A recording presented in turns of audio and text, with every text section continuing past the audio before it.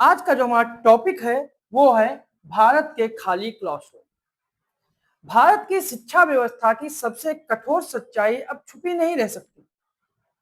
नीति आयोग के एसर एक संस्था है, उसकी ताजा रिपोर्ट बताती है कि कक्षा 5 के आधे से ज्यादा बच्चे कक्षा 2 का पाठ नहीं पढ़ पाते और 2/3 बच्चे साधारण भाग और गुणा भी नहीं कर पाते।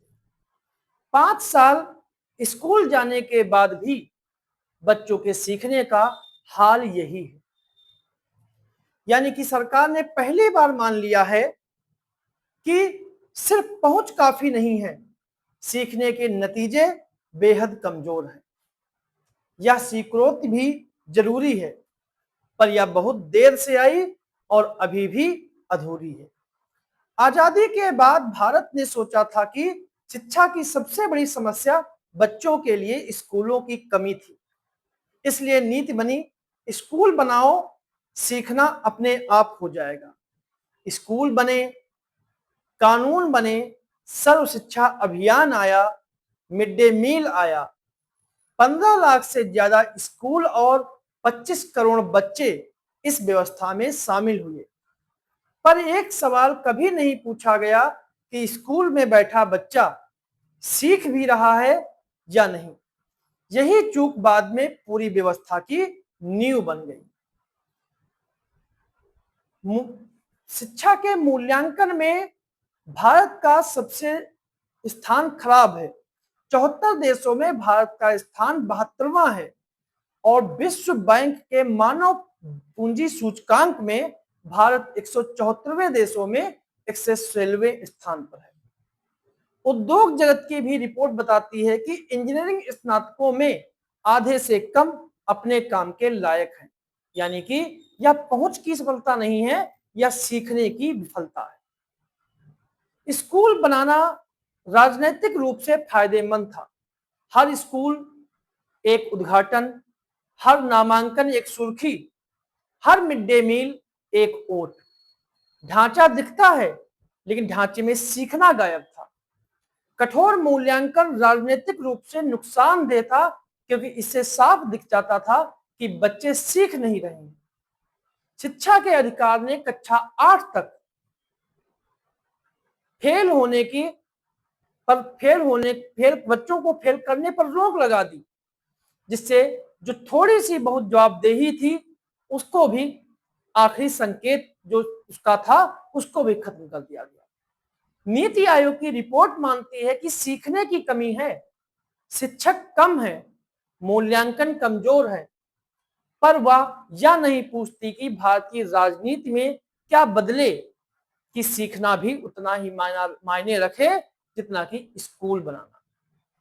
भारत की समस्या तकनीक नहीं है, सिर्फ ट्रेनिंग, टैबलेट या नया पाठ्यक्रम कुछ बदल सकता है, लेकिन सीखने का जज्बा कहां से बदलेंगे। वियतनाम, दक्षिण कोरिया, इस्टोनिया ने एक राजनीतिक निर्णय लिया। सफलता का पैमाना सबको सीखना होगा और असफलता की कीमत भी देनी होगी। भारत ने अभी तक इसके बारे में निर्णय नहीं लिया। दांव सिर्फ शिक्षा का नहीं है, देश के भविष्य का भी है। भारत दुनिया का सबसे युवा देश है। इसकी औसत उम्र लगभग 28 साल है। इसे जनसांख्यिकीय लाभ कहा गया है, पर लाभ गारंटी नहीं होता। यह एक खिड़की है और यह बंद भी हो जाती है। अगर युवा पढ़े लिखे, सक्षम, समस्या सुलझाने वाले ना हो तो यही आबादी जो है वो बोझ बन जाती है। अगर हम चीन की बात करें तो चीन ने 1990 से ही समझ लिया और उन्हें कठोर मूल्यांकन और शिक्षकों की जवाबदेही लागू की। आज चीन हर साल विज्ञान और तकनीक के लाखों स्नातक तैयार करता है। भारत के पास अब ज्यादा समय नहीं है। रास्ता साफ है, बुनियादी सीखना, पढ़ना, लिखना, गिनना एक अटल प्राथमिकता बने। शुरुआती कक्षाओं में नियमित मूल्यांकन हो। मूल्यांकन छांटने के लिए ना हो, सुधार के लिए हो।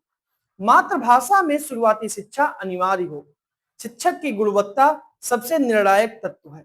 लाखों शिक्षक अनुपस्थित हैं या फिर अप्रशिक्षित हैं, लाखों कठिन परिस्थितियों में ईमानदारी से काम कर रहे हैं, तो दोनों को एक जैसा मानना जो है ये भी उनके साथ अन्याय है। सीखने के नतीजे सार्वजनिक हो और व्यवस्था उसी पर केंद्रित हो। भारत की परीक्षा संस्था चाहे आईआईटी, जेई, बोर्ड जो हो या फिर सिविल सर्विसेज हो, या रटने और सोचने की क्षमता को दबाती हैं। बच्चा सीखता है कि जो पूछा जाए कि वही याद करो। परीक्षा याददाश्त, भारतीय जो परीक्षा है वो याददाश्त को पुरस्कृत करती है। बच्चा याद करता है और व्यवस्था इसी को सफलता मान लेती है, पर असली चीज खो जाती है। सोचना, सवाल करना, तर्क करना, नई समस्या से जूझना, ये भारत के बुनियादी जो चीजें हैं इनसे बच्चा दूर रहता है। ऐसी शिक्षा जो है ज्ञान पर आधारित नहीं, ज्ञान पर आधारित अर्थव्यवस्थाएं नहीं बनाती हैं। यह एक विशाल डिग्रीधारी लिपिक वर्ग बनाती हैं, इसमें क्लर्क बनते हैं, जबकि दुनिया लिपिकीय काम को तेजी से एआई पर शिफ्ट हो रही है। यानी कि एआई अब लिपिकी कार्य को देख रहा है, जिससे बेरोजगारी और अधिक फैल रही है। नीति आयोग ने ईमानदारी दिखाई, पर यह महत्वपूर्ण है कि समाधान कैसे होगा। समाधान तभी काम करेंगे जब भारत एक कठिन राजनीतिक निर्णय ले। सीखने को मापना, परिणाम को सार्वजनिक करना और जवाबदेही तय करना। भारत के पास एक पीढ़ी का समय है, आज की प्राथमिक कक्षाओं के बच्चे जैसे। इसके बाद यह कमी स्थायी हो जाएगी और यह निराशा का कारण नहीं, यह गंभीरता का आह्वान है। बच्चे कक्षा में हैं और अब कक्षा को सीखने से भरना है।